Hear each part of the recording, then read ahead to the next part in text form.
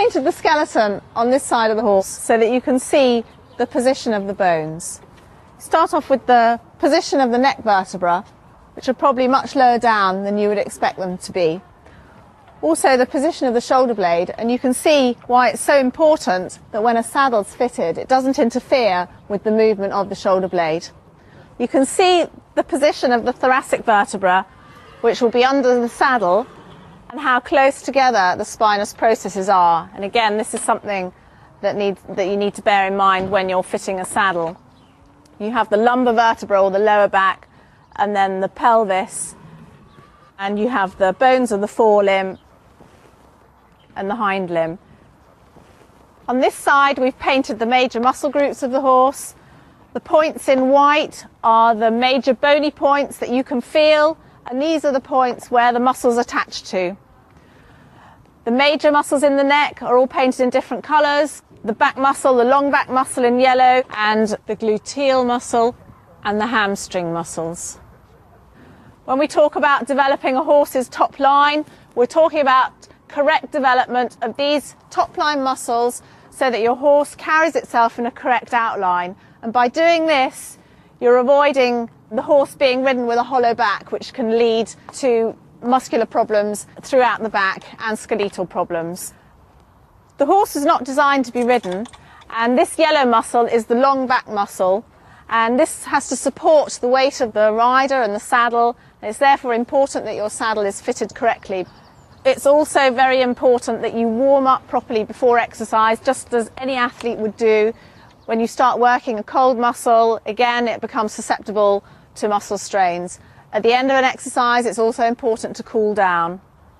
Some muscular problems through the back may be secondary to problems in the lower limbs. This is because the horse will compensate and be susceptible to muscle strains throughout this long back muscle and the deeper back muscles. So for your horse's welfare and for a long and happy riding life, it's important to have his back regularly checked by a fully qualified practitioner that's recommended by your vet.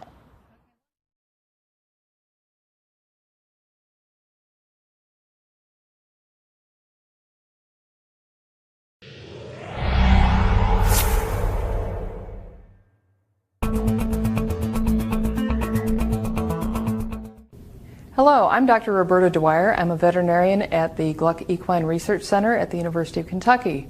And what we're going to cover today is the general overall anatomy of the horse. Behind me is a horse skeleton that is almost totally complete. I will show you which bone is missing from the skeleton, but we're very lucky to have an entire skeleton of the horse so we can teach anatomy and physiology to our students and to all of you.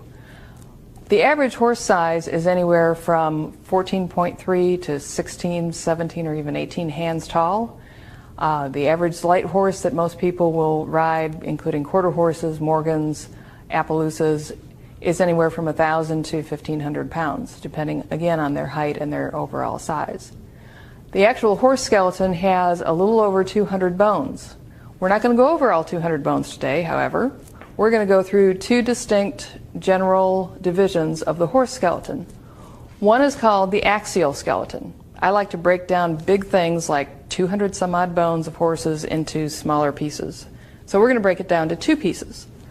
The axial skeleton starts at the head and includes all of the vertebrae, the cervical vertebrae of the neck, the thoracic vertebrae of the main part of the back, the ribs, and the ribs will connect through some cartilage to a breastbone or a sternum. That's the one bone that's missing from this body because the cartilage disintegrates when these bones were processed to actually construct the skeleton. So there is a breastbone just like we have, but it's not on this skeleton. So continuing with the axial skeleton, here's a thoracic vertebrae, the lumbar vertebrae. There's a fused set of 5 bones back here called the sacrum. These are fused together. And then obviously in horses you've got the tail vertebrae. Those are called coccygeal or caudal vertebrae. And those vary in number depending on the breed and type of horse. So that is the axial skeleton. The second division of the skeleton of a horse is the appendicular skeleton, or the appendages, the front legs and the back legs. So we'll start with the front legs, and it's just like people. we're very comparable. We have a shoulder blade or a scapula. The horse has a scapula down to the humerus, which is the same as ours. They have an elbow, which is part of the ulna, but the ulna in horses is fused to the larger bone, or the radius, which is our forearm bones. The carpal bones down here, which there are several of, equate to our wrist bones. Most people call this the knee, and that's lay terminology, which is fine as long as everybody understands what that is. But this is actually the equivalent of the wrist in the person. Then there's 3 bones down here that we'll go into more detail in another segment. These are the metacarpal bones, the sesamoid bones, and then the phalanges, the long pastern bone, the short pastern bone, and the coffin bone. So this is the front limb of the animal. The hind limb starts back here with the pelvic girdle. And if you've ever been riding, and it's been a long time since you've been riding, and your seat bones are sore, that's the equivalent to this part of the skeleton on the horse. This is their seat bone, but they're a horizontal animal and we're a vertical animal. Then the thigh bone, or the femur, which is the same as our thigh bone. This bone right here is the patella. And this, anatomically, is the knee as it equals the knee in a person. This large bone here is the tibia.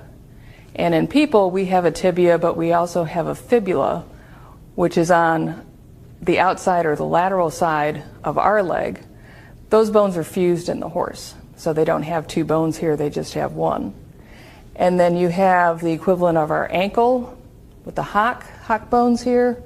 And then again, we'll go into more detail later on with the cannon bone or the 3rd metatarsal bone, and then the long pastern bone, the short pastern bone, and the coffin bone.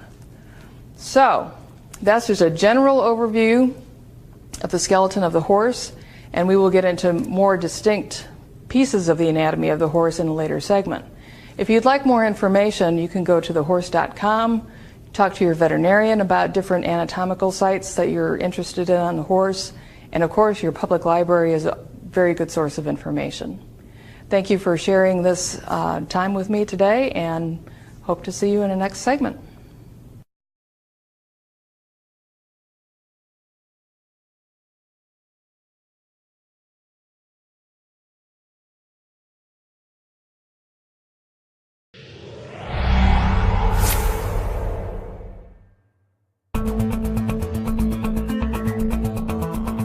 Hello, I'm Dr. Roberta Dwyer. I'm a veterinarian at the Gluck Equine Research Center at the University of Kentucky. In this segment, we're going to talk specifically about the skull and some of its general anatomy and points of interest. So, on the skull, there's the broad, flat plane of the horse's forehead, and you can see here where the bony protection for the eye is pretty significant. The horse's eye is on the lateral side of the head, on the right and the left side. They are a prey animal. They have to worry about lions and tigers and cougars and panthers getting them when they're out in the wild. And so they have to be able to see almost 360 degrees around them. That's why these eyes are located on the lateral sides of their head. They do not see things that are directly under their lips and their teeth. They don't see humans that are standing right in front of them. That's why that's a dangerous place to stand. Nor do they see directly behind their hind ends or their tail. But when they're down grazing, the way that their eyes are made can let them see quite a bit all the way around their body, especially if they're moving their head side to side. So there's quite a bit of protection here for the eye. Any eye injury in my book is an emergency.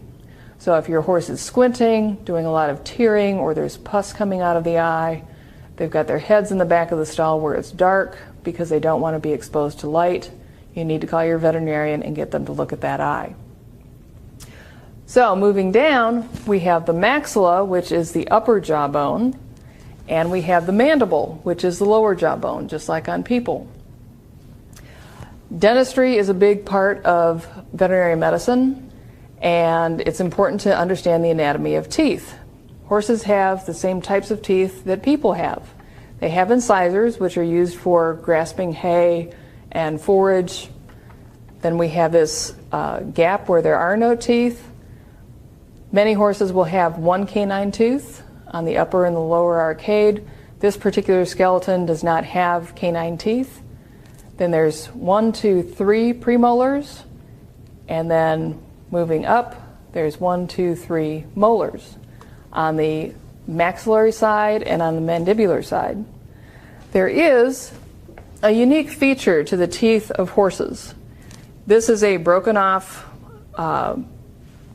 cheek tooth of a horse, and when they're born, these teeth have a set length, and as the horse wears these teeth down or wears this surface down, they will continually erupt from the base of the tooth out, so that there's always going to be a chewing surface until the horse gets up into his 20s, where they're just going to run out of tooth, there's nothing more to erupt, and the horse loses that last piece of the premolar or molar.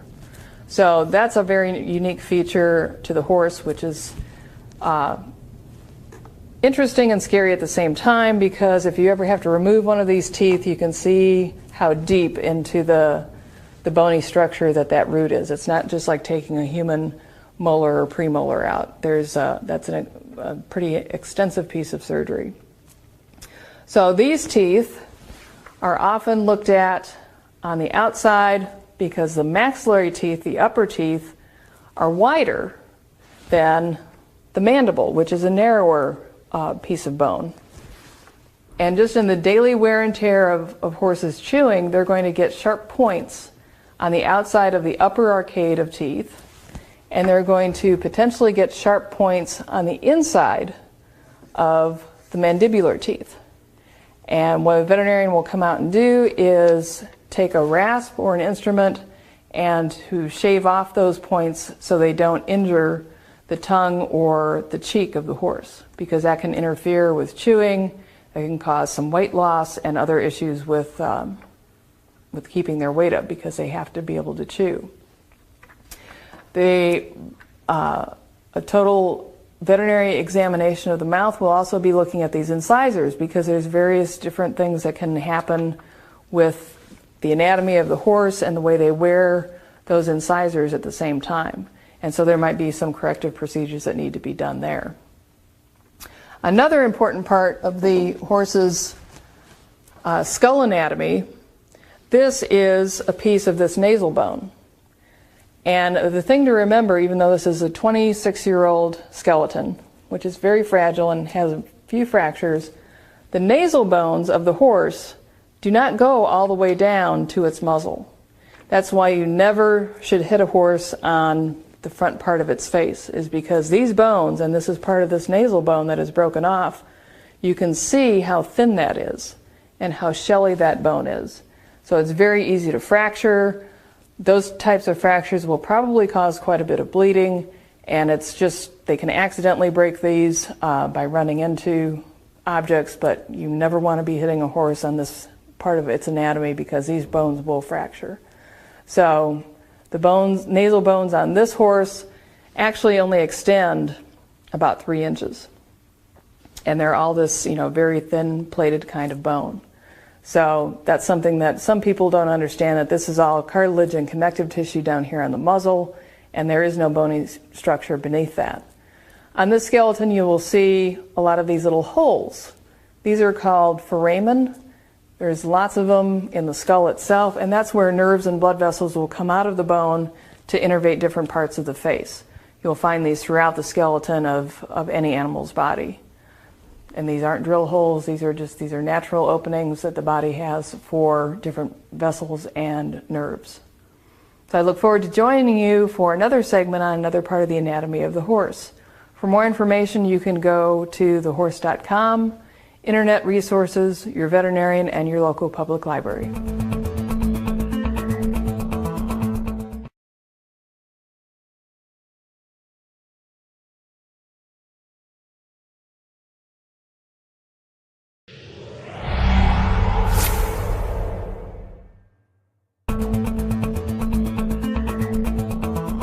Hello, I'm Roberta Dwyer. I'm an extension veterinarian at the Gluck Equine Research Center at the University of Kentucky. In this segment, we're going to be focusing on the bony anatomy of the front limb of the horse. Their anatomy and our anatomy of our arm versus their front limb is extremely similar. Horses have a shoulder blade, just like we do. The one absence in the horse skeleton versus the human skeleton is they don't have a collarbone. They don't have any bony attachment of the front limb to the rest of their body. The way this limb stays attached to the horse's body is through muscles, tendons, ligaments, and other connective tissue. So while we have a collarbone, which is a bony attachment of our arm to our body, the horse is all connective tissue. So here's the scapula, then we go down to the humerus, and if you consider this joint in the human, we can do a lot of different types of rotations and movement with that particular joint. How many times have you ever seen a horse do this with the front leg? That doesn't happen on a normal animal. That's because anatomically this joint is meant to go forward for locomotion, to move the front leg back, and to go minimally side to side. So for the dressage horses that are doing half passes, those are the types of movements that this joint is actually doing. Here's the humerus. We have an elbow, horses have an elbow. Our elbow and the horse's elbow is part of the bone called the ulna. And the ulna in the horse, obviously it starts out here at the elbow, but you can see it goes down to a very vestigial piece of the bone that's actually fused to the radius. We have a distinct ulna and radius, two separate bones. These are fused in the horse, a little bit different. So that's the forearm. The next set of bones is the equivalent to our wrist, although people will call this the knee, and these are carpal bones. There's two layers of carpal bones on the horse, and I always teach it from the medial or the inside of the animal going to the outside of the animal. The top row of carpal bones starts with a radial carpal bone.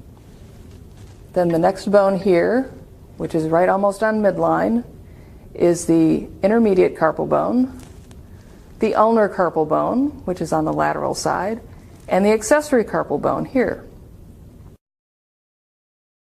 The next layer down also starts on the inside with the second carpal bone, the third carpal bone, and the fourth carpal bone.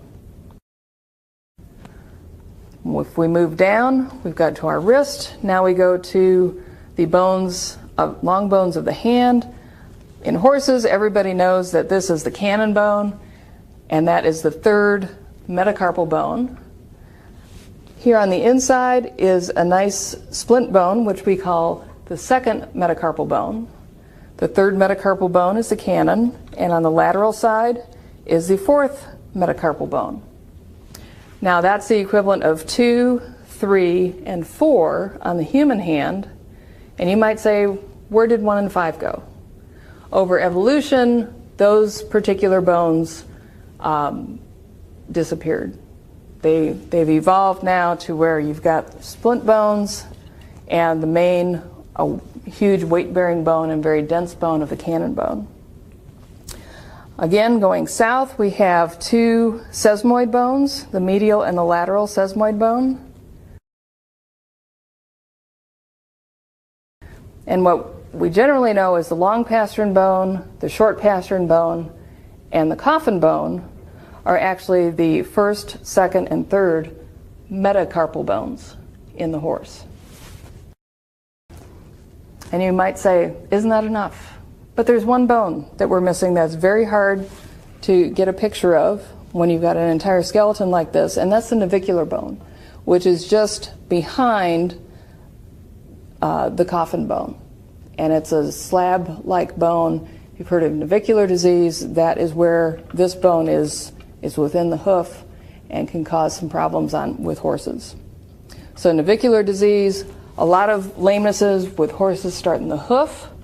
Another area where they can have lameness, especially in young horses and athletes that are doing a lot of exercise and a lot of work, is with this metacarpal bone, there's a ligament that attaches it to the main cannon bone, and sometimes that ligament gets inflamed. Sometimes there's a partial or complete fracture of this particular bone, and that's commonly known as splints. So if you ever have a lameness in your horse and an abnormal swelling, heat in a joint or anywhere around the lower leg of an animal, that's time to call your veterinarian.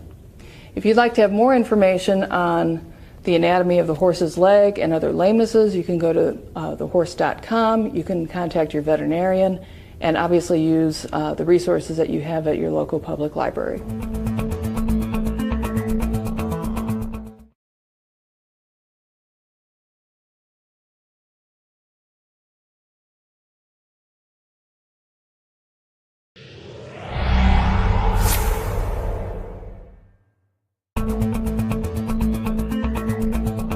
I'm Roberta Dwyer. I'm a veterinarian at the Gluck Equine Research Center at the University of Kentucky here in Lexington.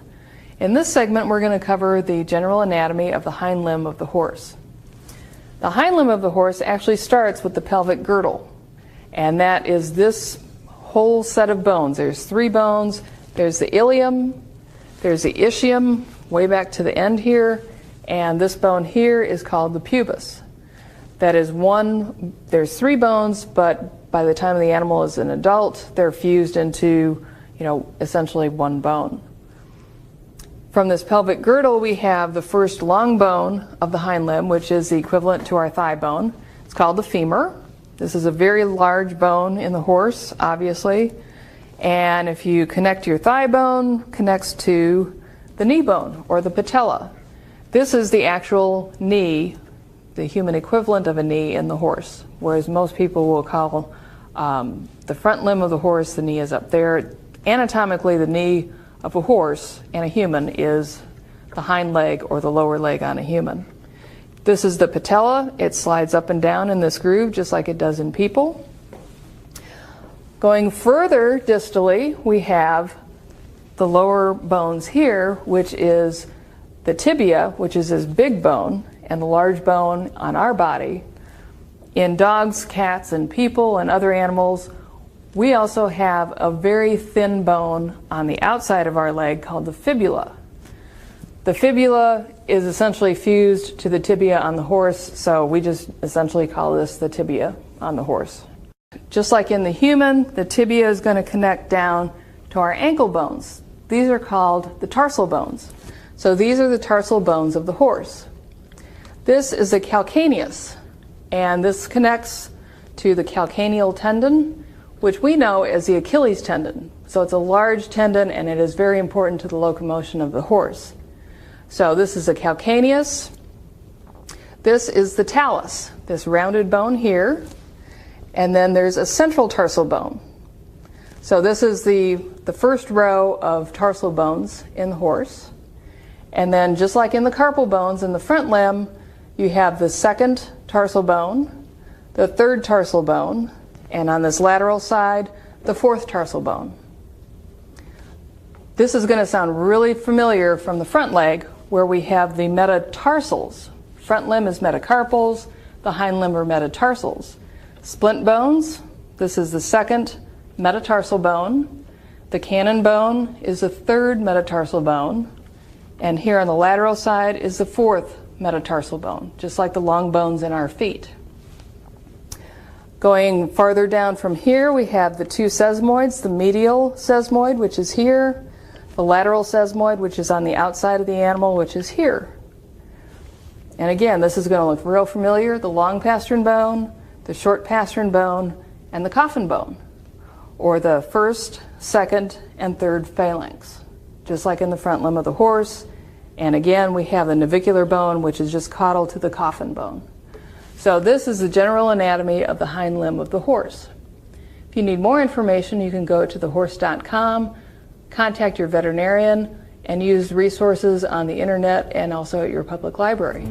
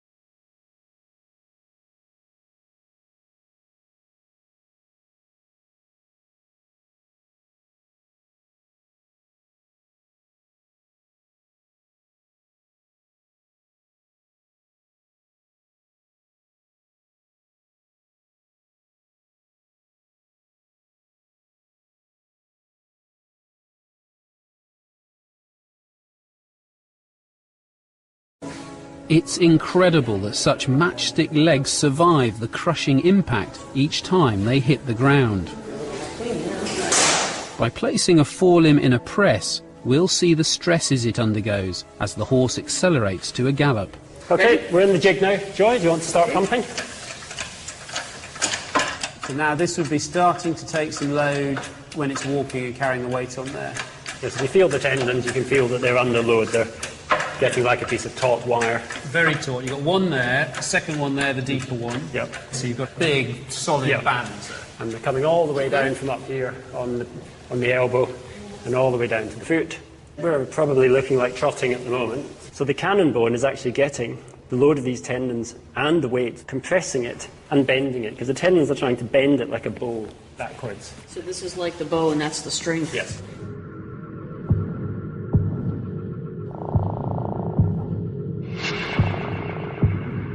Can we load this a bit more to see what happens when it would be at full gallop? Yep. How low would that fitlock get? It will come down to about here. Wow. Just listen for cracking. Keep going? Keep going. Okay. And whoa. Stopping there? No, keep going. Keep going? Further than that? Yep. I can't believe how much that's spent. That is extraordinary. The tendon is 20 or 30 times better than a steel spring at storing energy. A horse's leg works like a pogo stick, compressing and recoiling. When a leg hits the ground, the downward forces cause the fetlock joint to drop to an almost horizontal position, absorbing some of the shock. Tendons running down the back of the leg act like springs, stretching to allow the joint to drop, but preventing it from collapsing. The stretched tendons store elastic energy, which propels the leg into the next stride.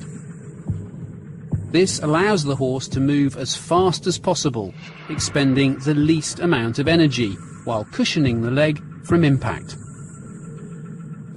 So Alan, we've now got a leg at gallop, fully loaded. What if another leg hits the back of the tendon through the very thin skin? Oh, that tendon's under load and it will really break quite easily. I'll just, with a scalpel, come round the back here. Wow. And that's what would happen in your overreach. Wow. End of racing career. But when this is working as it's supposed to, this is a beautiful piece of engineering. Absolutely superb. We don't have the sort of materials in engineering that we do in biology.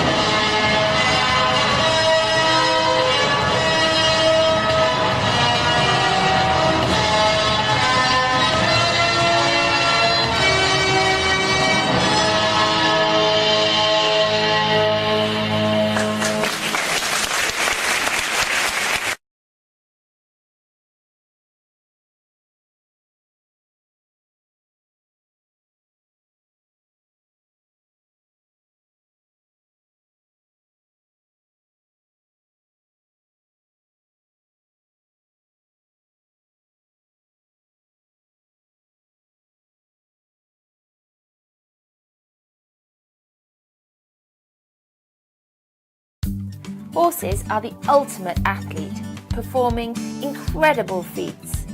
Musculoskeletal systems of modern-day sport horses are pushed to their physiological extremes. Whatever the discipline, muscles, tendons, fascia, bone and joints are all put under excessive stress, strain, force and torsion. This can increase the risk of joint damage and osteoarthritis. In this video, I hope to share with you some tips and appropriate exercises that help to reduce the stress and strain on joints. Correct way of going. Good posture and balance whilst carrying the weight of the rider is really important and goes a long way to reduce the stress and strains placed on joints.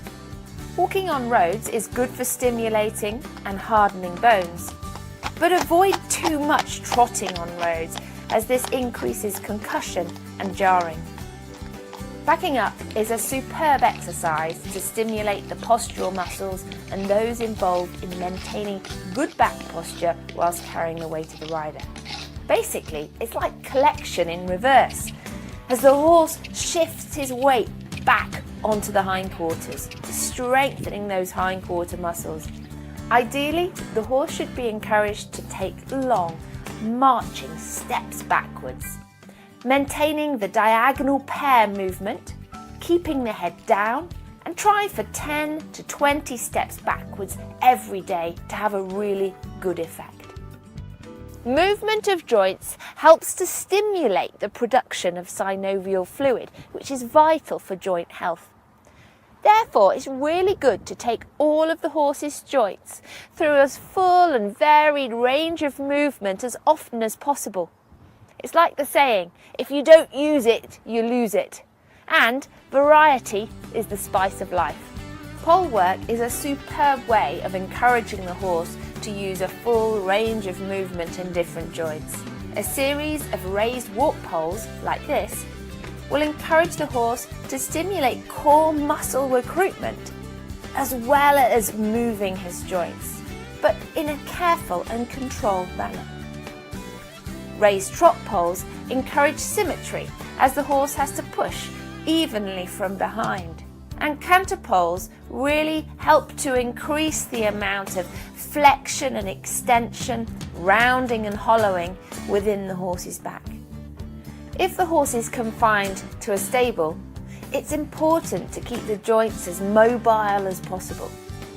There are a variety of different passive joint mobilizations which we can do to help the horse maintain suppleness and are beneficial for maintaining range of movement. Joint supplements, especially those that have a combination of glucosamine and chondroitin with guaranteed bioavailability, and that bit's important, can help to maintain joint mobility, reduce joint stiffness and help with osteoarthritis. Make sure you choose a joint supplement that's recommended by vets and is backed by scientific trials. Many of them aren't. Joint supplements will be most effective in very mobile joints, for example in the foot, fetlock, knee, stifle, hop and hip. I hope you've enjoyed this video and found the tips useful. Watch out for more in the future.